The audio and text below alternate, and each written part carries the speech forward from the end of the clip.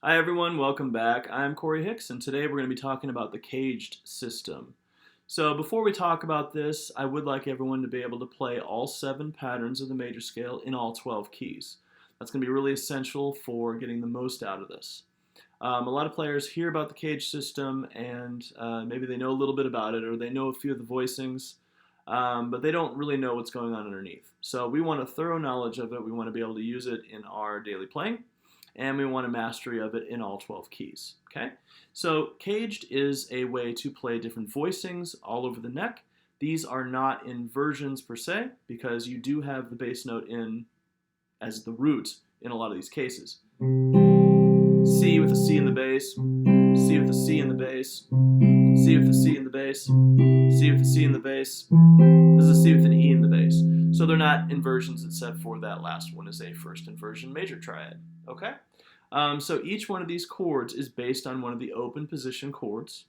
This is the C form of C. Looks like a C, sounds like a C. Okay?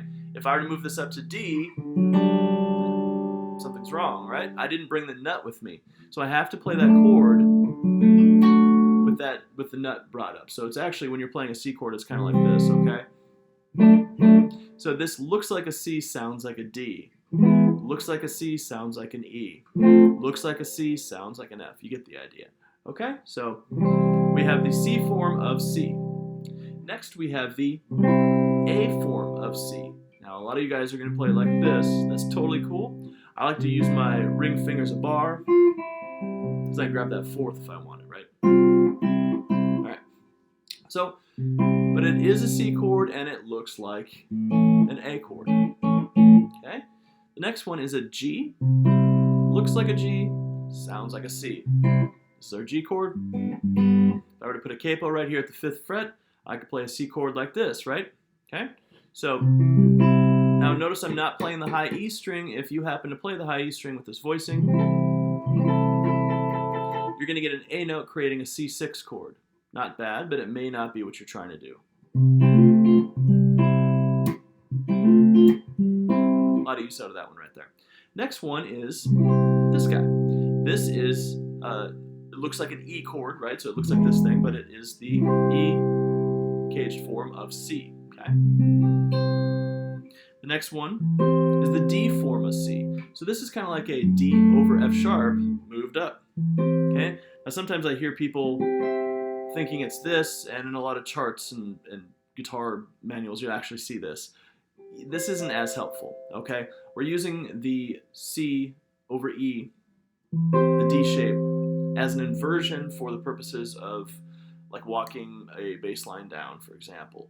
So you've heard stuff like this. So what I'm doing there is I'm playing a C chord, then a G over B, and then an A minor. This is a very common structure in worship music and pop music and country music, and one of the biggest problems I see players have. A lot of times a player will have a chart for a worship tune and they will see a slash chord, which C over E, right? But they won't play it, they'll just play the C. Or they won't know how to find that. Okay, so please do that. It makes everything sound so much better. You can create a lot of motion using these inversions of these caged chords. So I can go, right? And you'll see this a lot of time in bridges.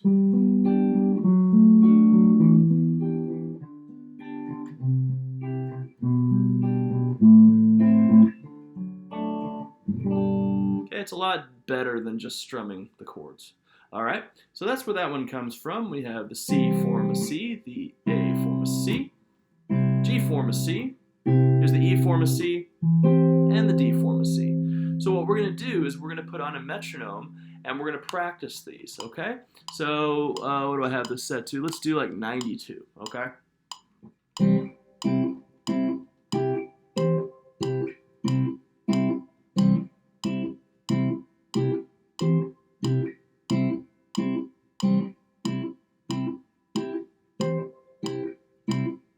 Five minutes later, still doing it. Okay, you want it automatic, okay? Then what we're going to do is we're going to cycle 4 it. Remember I told you cycle 4 is incredibly important for practicing purposes, okay? So we do our C, then we're going to go to our F, and B flat. Okay, and we're going to go through all of these. So really important to do that. Okay, so it looks like this. So we start off with C. Now I'm going to go to F. Now I'm going to go to B flat. Now I'm going to go to E flat. Now I'm going to go to A flat. And you're going to go all the way around cycle 4. Usually when I show it to the students, they're like, whoa, like all of those, having those all instantaneous, you should have that. You should be able to play any triad.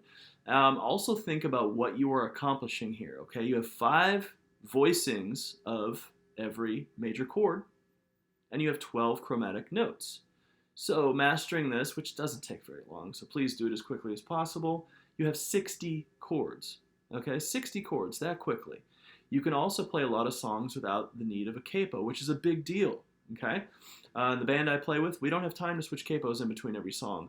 Every song I play straight guitar without a capo, unless the melody is 100% necessary to use a capo, which is very rare, okay? And you'll get really good at playing things using caged chords. I'll give you an example.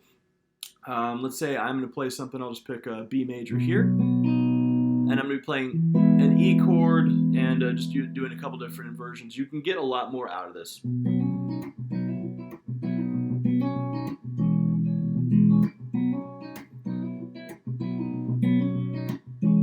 So even a little melody like that, all I'm doing is B to E. See how lame that sounds compared to the first one? Okay, so you want to be able to use these as ways to kind of fill out sound. And of course, you want to be able to, kind of create space for yourself in a band. You know, if you're in a band with multiple guitar players, the other guitar player is just playing cowboy chords, now you can play the exact same chords, but you're actually filling up the mix with these other voicings, okay? So another point here is going to be what pattern is each one of these voicings found in, okay? So the very first chord, we'll just use C as an example again, because I think that's, everyone's got that down. This chord is found within pattern 3 of the major scale. So if I play a C major scale in the open position, that's where that chord is. That means that pattern 3 is going to follow that voicing around. Okay, so here's my D major chord, and I have it inside of pattern 3. Okay, next I have the A form of C, which is found inside of pattern 4 of C major. It's also found within pattern 5. You can see all those notes line up. And you can actually take your major scale pattern sheet, take a magic marker, and circle the notes of each one of those caged forms. And once you start noticing these structures hidden within your major scales, a lot of stuff starts making sense. And it's really cool. So you can take a caged form, and now you can play a melody. I'm thinking of that chord right there as I'm doing it, okay? All right. The G form of caged is found within pattern 6. And that one's real easy to see, I think. Haha, no pun intended. All right, the next one, the E form is found within pattern 7. So hopefully you'll be able to see that in there. And then here we go with the D form of C, and this is found within our pattern 2. So when you're trying to find this within the pattern, you can actually call out that tone as you're playing the pattern to kind of, oh yeah, I do see that in pattern 2. It's right there, and right there, and right there, and right there. That's where the notes of the chord are, okay? Lastly, you might want a song to practice this with. Of course, worship tunes, pop tunes, anything that you're doing that just uses basic worship material. It's not going to have a lot of sevenths in it, so it's great for that. One song that I've been using for teaching caged is Hey Joe by Jimi Hendrix. And the chord progression is C to G to D to A to E. Okay? So if I'm going to be playing Hey Joe, We have this little.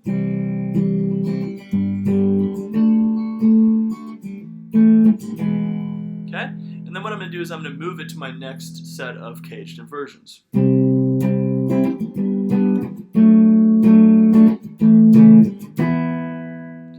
now I'm going to move it to the next one. I'm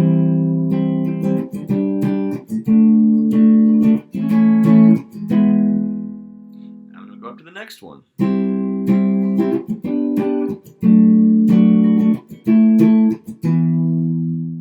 And now I'm going to move up to the very last one.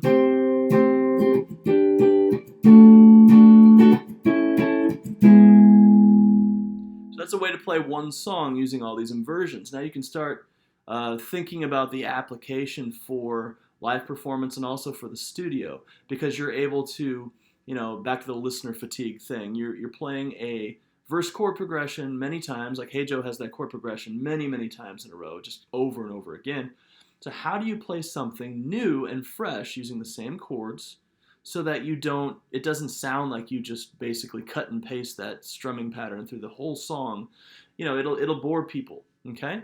And so maybe as a professional guitar player, you're doing this part, you go through the first time with the basic chords. And then the second verse, you start playing inversions. Maybe the third time, you start playing caged chords. Then you start playing triads on top of that. Maybe you revert back to a little riff or a bass note. Then you go back to caged chords, but then you play it in a different spot of the neck. Then you go back to the original version of the chords. You can see where this goes. It opens up the guitar considerably, gives you lots of versatility, and then, maybe you get into a band situation where the other guitar player is fairly limited. So they're only playing bar chords or power chords or open position chords, or they're using a capo. Maybe they're limited. Maybe they're playing a song in G form. They have a capo at the 5th fret, so they're strumming up here. And because they are taking up this area of the neck, that kind of bandwidth, you would find the same chords down here to thicken up the bottom end. Okay? So there's a lot of different applications of this. It's a really cool thing. So remember, you have to cycle for it. You have to play all 5. There's 60 chords in total, and be able to find them within your patterns. Okay? So if you have any questions, let me know. So I hope you have a great day, and God bless.